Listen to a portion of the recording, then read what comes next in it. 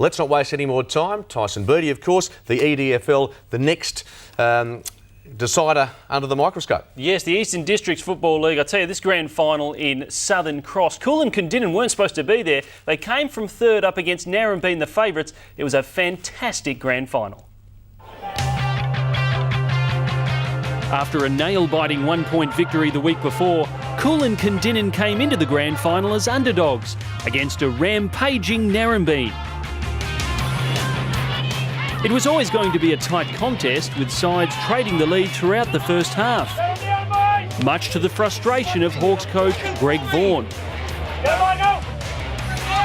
And he wouldn't have been happy after this hanger from Nahi Lewis. Player coach Simon Duckworth urged his players on at quarter time. Yeah, but whoever's free, get dangerous. If they're going to sit the loose one back there, get dangerous, push up and kick a couple of goals for us. And Coolin responded by pouring on the pressure after the break.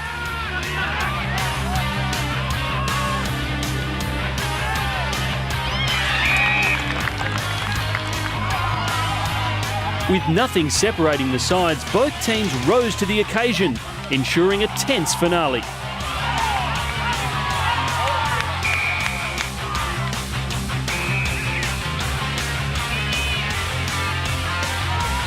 This is what it's all about, boys.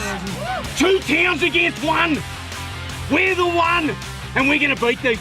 Come on, boys. We're going to dig in right now. And every single. So with a flag on the line, the intensity lifted as both sides scrambled for victory.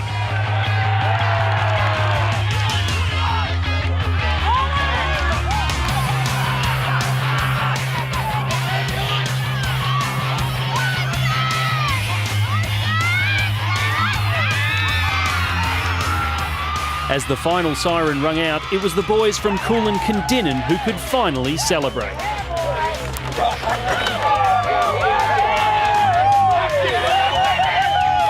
Yeah, we did a fantastic job. It was a pretty hard gig. We backing up after last week. Yeah, did a fantastic job. Really good.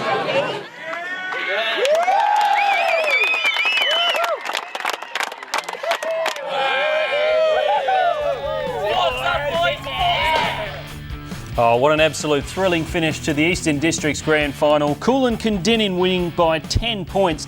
Peter Cowan from Narrabeen actually won the Noel Cosgrove medal for best on ground.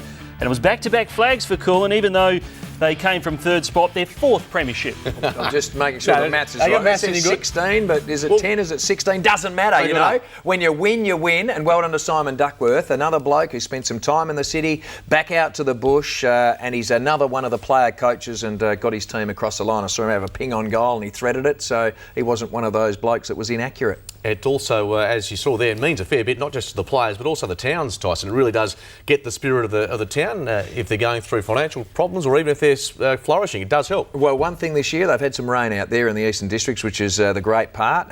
That's my old area, and I know a lot of people out that way, so they're looking forward to a much better season than what they had in the last couple of yeyears. And interesting to see what happens next year. Obviously, Corrigan expected to be good again, so maybe that competition will start evening up a little bit more. They'll be able to afford a few more players, Tyson. Well, let's have a look at the North Midlands Football League Grand Final, because this one between Morrow and Minningu. Now, I can tell you, the Motown Tigers, as they're known, their first premiership since 1996. There's a drought baker, 15 years. Reece Hutton from Morrow, best on ground. Minningu only lost one game all year, so this is a great effort by the Tigers. We're moving on to the Ongerup Football Association, and Jerramungup winning this game by 56 points. A pretty convincing win by the minor premiers, their fourth flag in a row, and they're tied with Borden for the most titles in Ongerup history now with 11. Now, talk about consecutive premierships. If we look at the Onshore Cup, Dunsborough, they have an amazing streak going, and they continued it. A 71-point win over Bunbury. That's a hell of a streak, Carl. And I said last week that the Mulloways will absolutely destroy those Muleys, and they obviously bit off more than they can chew, eh? They were just too good again. Ninth grand final. That line was always going to come from you, Carl, being a fisherman and someone who loves getting out on the water.